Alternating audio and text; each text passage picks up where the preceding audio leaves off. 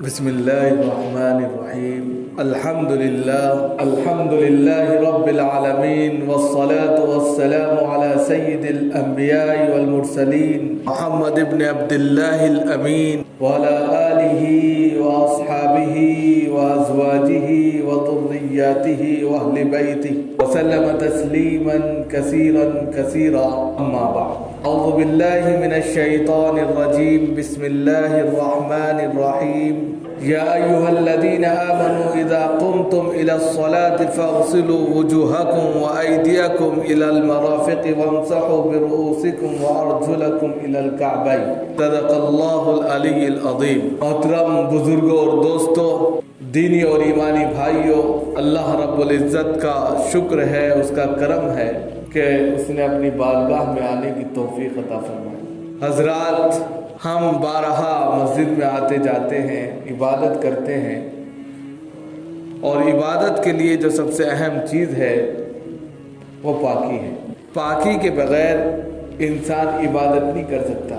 الطہارۃ شطر الایمان، حدیث کا ٹکڑا ہے کہ پاکی جو ہے نصف ایمان ہے، ایمان کا حصہ ہے۔ اگر پاکی نہیں ہے تو اس کی عبادت مقبول نہیں ہے۔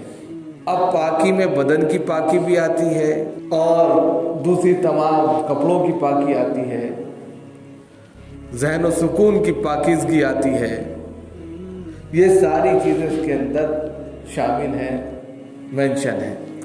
اب جب بھی ہم مسجد میں آتے ہیں، ہمارا سب سے پہلا عمل جو ہوتا ہے وہ پاکی حاصل کرنے کا ہوتا ہے، اور ہم پاکی جو حاصل کرتے ہیں وہ وضو سے کرتے ہیں، وضو کرتے ہیں اور پاکی حاصل کر لیتے ہیں۔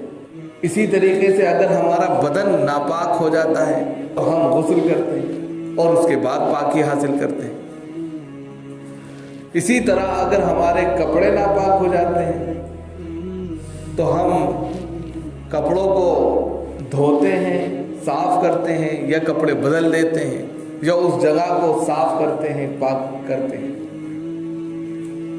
تب جا کر ہم پاکی حاصل کرتے ہیں، پاکیزگی حاصل کرتے ہیں۔ اور پھر جب ہم عبادت کرتے ہیں تو وہ عبادت مقبول ہوتی ہے۔ عام طور پر بہت سے لوگوں کو پاکی کا طریقہ نہیں معلوم ہوتا۔ چھوٹے چھوٹے بچے اگر ان سے کہو کہ بھائی نماز کو آ جاؤ، کہتے ناپاک ہے۔ اب ان کو ناپاک ہونے کا مقصد مطلب ہی صحیح سے نہیں معلوم، پھر جب وہ ناپاک ہے تو پاک کیسے ہوں گے؟ جب چھوٹے بچوں کی حالت ہے تو اس میں بڑے بھی شامل ہیں، اس لیے کہ چھوٹے اپنے بڑوں سے سیکھتے ہیں۔ اگر چھوٹوں نے ابھی تک نہیں سیکھا ہے، جو ایک اچھی عمر تک پہنچ گئے ہیں، جن کے اوپر نماز ایک طرح سے فرض ہے، جن کو کہا ہے کہ 7 سال کی عمر میں نماز کا حکم کرو اور 10 سال کی عمر میں آپ جو ہے نماز کے تعلق سے جو ہے ان کی پٹائی بھی کر سکتے ہو، تاکہ 14 سال کی عمر تک پہنچتے پہنچتے وہ نماز کا پابند بن جائے۔ تو اتنی عمر کے ہو جانے کے باوجود وہ پاکی ناپاکی کو نہ سمجھیں،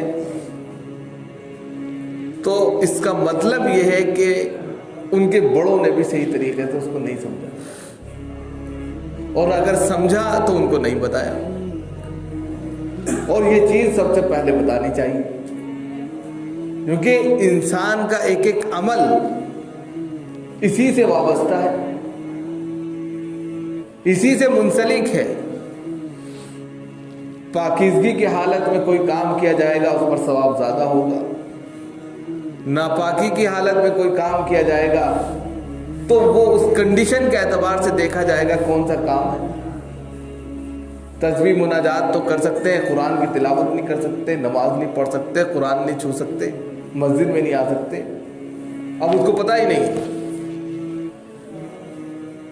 اب وہ کر لے تو گناہ ملے گا۔ لا یمسہ الا المطہرون، قرآن خود کہہ رہا ہے بغیر پاکی کے مجھے مت چھو، پڑھنا تو وہ دور کی بات۔ اب ایسے میں ہمیں طریقہ جاننا چاہیے، ہمیں ہر چیز کو پہچاننا چاہیے، اس کی نالج رکھنی چاہیے. جس دھرم کو، جس آستھا کو، جس مذہب کو ہم مانتے ہیں، اس کے تعلق سے اس کے فنڈامنٹلز بھی پورے ہمیں معلوم ہوں، تاکہ ہماری بندگی اللہ کے نزدیک مقبول ہو اور ہمیں بھی بندگی کرتے ہوئے مزہ آئے. بہت سے لوگ ہوتے ہیں بندگی کرتے ہیں، نماز پڑھتے ہیں، عبادت کرتے ہیں، مزہ نہیں آتا ان کو. وہ کہتے ہیں دعا بھی کرتے ہیں، مزہ نہیں آ رہا، جی نہیں لگ رہا ہے. بہت سے لوگ کیا کہتے ہیں، نماز میں دن نہیں لگتا، جی نہیں لگتا، الگ الگ خیالات آتے ہیں، دنیا بھر کے حساب جو ہے نماز میں ہونے شروع ہو جاتے ہیں. جو چیز کبھی بھول گئے تھے، نماز میں 2 رکعت میں کھڑے ہو جاؤ، ساری چیزیں یاد آنے لگتی ہیں، سمجھ میں نہیں آتا. ایسا ہوتا کیوں ہے؟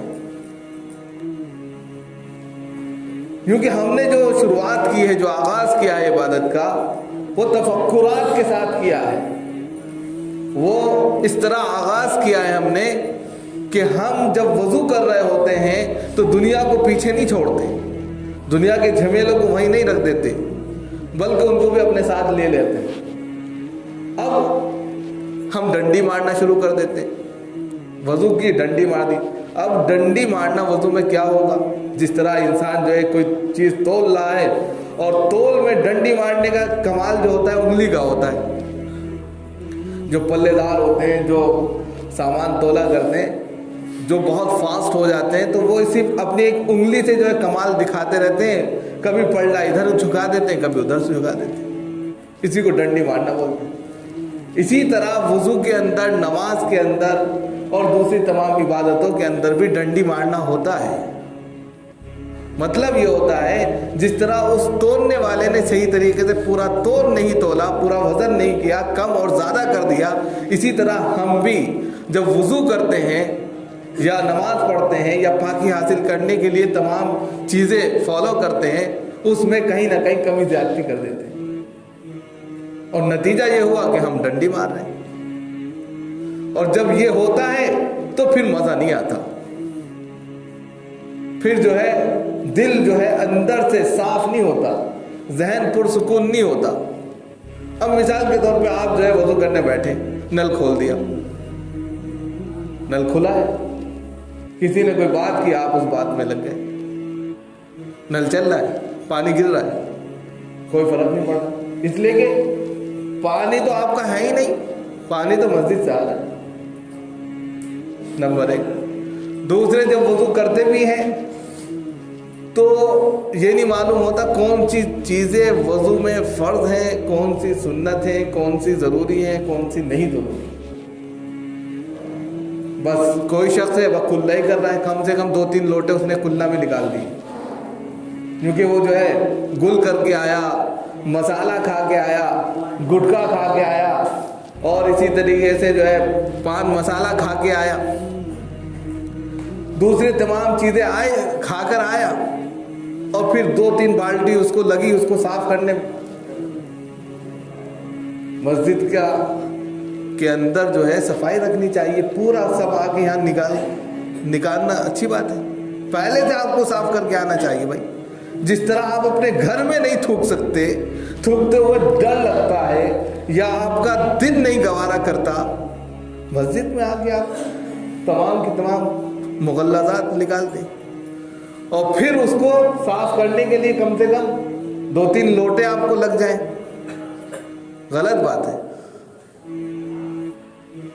یہ تو آپ کو اپنی فکر کرنی ہے بھائی. گٹکا مسالہ، پان بہار، پان مسالہ، کھینی، یہ ساری چیزیں تو ویسے بھی صحیح نہیں ہے. اس کے تعلق سے تو یہ کہا جائے گا کہ یہ جائز ہی نہیں ہے، کیونکہ اس کے ذریعے جو ہے انسان دوسرے انسان سے صحیح طریقے سے بات نہیں کر سکتا. اب ایک شخص جو ہے منہ میں گٹکا ڈالے پڑا ہے، پان مسالہ ڈالے پڑا ہے، اب بول ہی نہیں پا رہا ہے، ایسے بولتا ہے کہ پوری چھینٹیں سامنے والے کے منہ پہ آئے گی، کیا بات کرے گا. اب وہ جب نماز میں آئے گا کیا پڑھے گا، اس کا جبڑا ہی چپک جاتا ہے. جو گٹکے کھاتے ہیں، جو مسالے پان باہر کھاتے ہیں، ان کا جبڑا اس طریقے سے جکڑ جاتا ہے، بول ہی نہیں پاتا، نماز میں کیا پڑھیں گے. تو ایک تو اس بری عادت سے اپنے آپ کو چھٹکارا حاصل کریں، دوسرے مسجد میں آنے سے پہلے ہی اپنے آپ کو صاف کر کے آئیں، مسجد میں آ کے صفائی نہ کریں۔ مسجد جو ہے اس چیز کا گھر نہیں ہے، مسجد تو عبادت کا گھر ہے۔ نمبر 2، تیسری چیز جو ہے وہ یہ ہے کہ جب وضو کرے تو اس طرح وضو کرے کہ کم سے کم پانی خرچ ہو، بلکہ آپ گھر سے وضو کر کے آئیں یہ مطلوب ہے۔ مسجد میں آ کے وضو کرنا کوئی بڑا کمال نہیں ہے۔ آپ نے جب اہتمام کیا کہ آج ہمیں جمعہ پڑھنا ہے، آپ نے اہتمام کیا ہمیں نماز پڑھنی ہے، تو اس وقت جو ہے جب آپ گھر سے چلیں تبھی وضو کر لیں، اس پر زیادہ ثواب ہے۔ جائے کہ آپ مسجد آئیں اور مسجد میں وضو کریں۔ مسجد صرف عبادت کی جگہ ہے، یہ تو ایمرجنسی کے طور پر رکھ دی گئی کہ بھائی کوئی راہگیر ہے، مسافر ہے، اس کے لیے ہے، یہ گھر نہیں ہے اس کا۔ آپ کا اپنا گھر ہے، محلہ ہے، اس کے باوجود آپ سب کچھ آ کر مسجد میں کریں، بالکل بیوقوفی کی بات ہے۔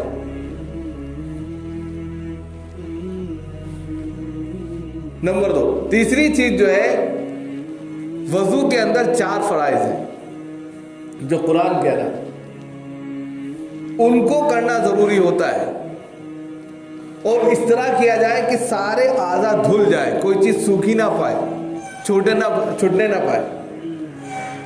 عام طور پہ سردی کا موسم ہے، جلدی جلدی مارا کیونکہ خشکی ہوتی ہے، پانی یہاں صحیح سے دھلا ہی نہیں۔ سردی کے موسم میں ٹھنڈا پانی مثال کے طور پہ آ رہا ہے، تو آپ نے جلدی سے چھپکا مارا اور صحیح طریقے سے، کیونکہ سردی میں کھال سکڑ جاتی ہے، جب تک اس پر یعنی کہ پریس نہ کیا جائے، ہلکے سے ملا نہ جائے، تو اس وقت تک وہ پانی وہاں نہیں پہنچتا، بلکہ آتا ہے اور بہہ جاتا ہے، سوکھا ہی رہ جاتا ہے، اور بسا اوقات پورا علاقہ سوکھا رہ جاتا ہے، اور آپ سوچ رہے وضو ہو گیا۔ یا اسی طرح یہ جو جوڑ ہوتے ہیں کونی کے، یا اسی طرح گٹوں کے نیچے یہ موٹی چمڑی ہوتی ہے، یہاں پر جب تک اچھے سے نہیں کیا جائے گا تو پانی صحیح سے پہنچے گا نہیں۔ آپ نے جلدی میں وضو کر لیا، سوکھا رہ گیا، وضو ہی نہیں ہوا، اور آپ سوچے وضو ہو گیا۔ سب سے پہلے 4 فرائض جانیے وضو کے کیا ہے۔ تو یا ایھا الذین آمنوا اذا قمتم الى الصلاة فاغسلوا وجوهکم وایدیکم الى المرافق وامسحوا برؤوسکم وارجلکم الى الکعبین۔ اس کے اندر بتا دیا جب تم نماز کی تیاری کے لیے تیار ہو جاؤ تو وضو کر لو، اور وضو کا طریقہ یہ ہے سب سے پہلے پورا چہرہ دھو، پیشانی کے بالوں سے تھوڑی کے نیچے تک، ایک کان کی لو سے دوسرے کان کی لو تک، یہ پورا چہرہ آتا ہے، اس کو دھونا ہے۔ اب آپ چاہے ایک دفعے میں پورا چہرہ اچھے سے دھو لیں، اور اگر اطمینان نہیں ہو رہا 2 مرتبہ میں، اور بہت اچھے سے 3 مرتبہ میں دھو لیں، لیکن اس کے بعد یہ نہیں کہ صابن لگا لیں اور فلاں پورا بس ملتے ہی رہیں۔ وضو کر رہے آپ تو اچھے سے آپ نے دھو لیا بس چہرہ، اس کے بعد جو ہے دوسرے نمبر پر جو چیز ہے وہ ہے آپ کو اپنی کونی سمیت جو ہے ہاتھ دھونا ہے۔ اب بہت سے لوگ یوں پانی لیتے ہیں، یوں کرتے ہیں، ایسے وہی سوچتے ہیں پہلے اس طرح کرنا ہے 3 دفعہ، پھر یوں کرنا ہے۔ نل کھلا ہوا ہے، اچھے سے پہلے ہی دھو لے۔ اب اس طرح کرنے، یہ پہلے کیا ہوتا، لوٹے چلتے تھے، لوٹے تانبے کے اسٹیل کے لوٹے ہوتے تھے، وہ رکھے جاتے تھے، نل نہیں ہوتا تھا، تو ظاہر سی بات ہے یہاں پانی ڈالنا مشکل ہوتا تھا، تو وہ اس طرح چلو میں پانی لیتے تھے، پھر اوپر پہنچاتے تھے، پھر یوں لاتے تھے۔ اب نل لگا ہوا ہے، اس میں بھی اسی طرح کر رہے ہیں، ضائع ہو رہا ہے پانی۔ جب نیو ورژن آ گیا ہے چیز کا، تو اس کا طریقہ بھی آپ دیکھیں، کم پانی میں پورا وضو کریں، پورا اچھے سے دھو لیں، یعنی کہ کونی آپ کی پوری ٹچ ہو جائے پانی سے، یہ نہیں کہ کونی چھوٹ گئی۔ عام طور پہ یہ جو ہڈی ہوتی ہے چھوٹ جاتی ہے، اس سے پہلے دھل جاتا ہے، تو پورا آپ کو دھونا ہے۔ اگر یہ کونی شامل نہیں ہوئی، مرافق کہا اسی لیے کہ اس کو شامل کرنا ہے۔ یا ایھا الذین آمنوا اذا قمتم الی الصلاۃ فاغسلوا وجوہکم وایدیکم الی المرافق، مرافق کونی کو ہی بولتے ہیں۔ اس کے بعد میں سر کا مسح کر وامسحوا برؤوسکم، سر کا مسح. اب بہت سے لوگوں کی عادت کیا ہوتی ہے، مسے میں بھی عجیب و غریب اسٹائل کرتے ہیں. پانی لیا، پانی لینے کے بعد میں پھر یوں مسح. سب سے پہلے جاننا چاہیے کہ چوتھائی سر کا مسح کرنا ہے. مسح یہ ہے یعنی کہ 4 حصے ہیں، یہاں تک بھی مسح کر لیا، ہو گیا. اب مسح میں کانوں کا مسح الگ ہے، گردن کا مسح الگ ہے. بہت سے لوگ گلے کا مسح کرنے لگتے ہیں. یہ گردن ہے، یہ گلا ہے، یہ کان ہے. اب اس میں سر کا مسح ضروری ہے، سب سے اہم. کانوں کا اور گردن کا مسح کر سکتے ہیں، لیکن سب سے اہم ضروری وامسحوا برؤوسکم، سر کا مسح کرنا ہے. سر کا مسح جب کرنا ہے، اب اس میں یہ کتنا، بہت سے لوگ پورے سر کو اچھے سے چھانٹتے رہتے ہیں.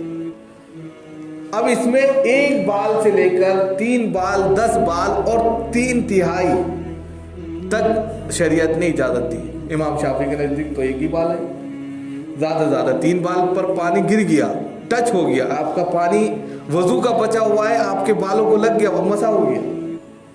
لیکن احناف کے نزدیک جو ہے 1/3 سر کا مسح کیا جائے. اب آپ نے پانی، چاہے پانی آپ کا وضو کا اس پر تھا یا الگ سے آپ نے لیا، تر ہونا چاہیے، اور آپ نے ایسے کیا، پانی لگ گیا، مسح ہو گیا.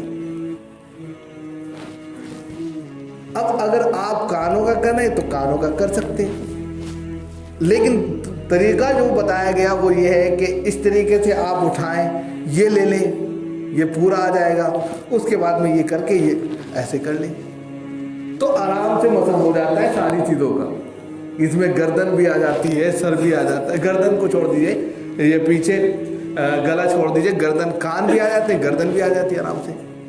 کم وقت میں تیزی سے مسح ہو جاتا ہے. اس کے بعد میں جو ہے پیر دھونے. اب پیر دھونے میں سب سے زیادہ ہم ٹائم لیتے ہیں،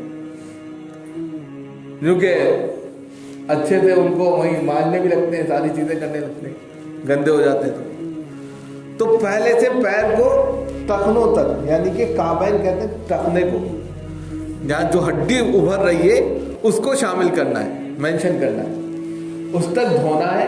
اس کے بعد وضو ہو گیا. اب یہ وضو کے 4 فرائض ہیں. اب کلی کرنا، ناک میں پانی ڈالنا، یہ سنت میں آتا ہے. یہ اگر ایمرجنسی ہے، آپ صاف ستھرے ہیں، یعنی کوئی چکنی والی چیز نہیں کھائی ہے، اور یہ تمام اعضاء آپ نے دھو لیے تو وضو ہو گیا.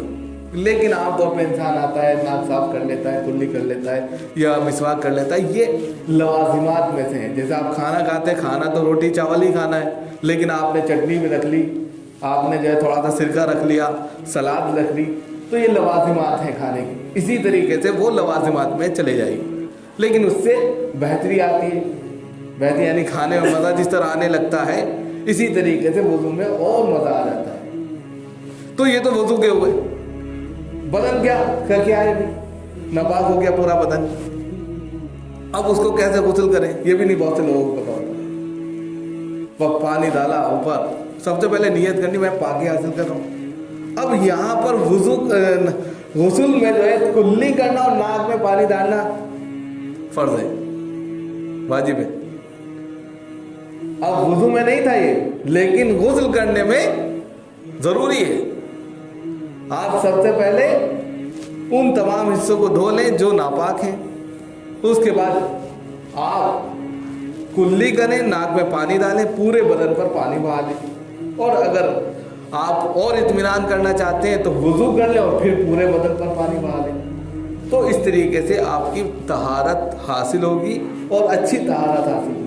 اس کے بعد جب آپ عبادت کریں گے تو اس عبادت میں آپ کو دیکھیں کتنا مزہ آئے. یہ چند باتیں تھیں کیونکہ سماج کے متعلق ضروری تھا.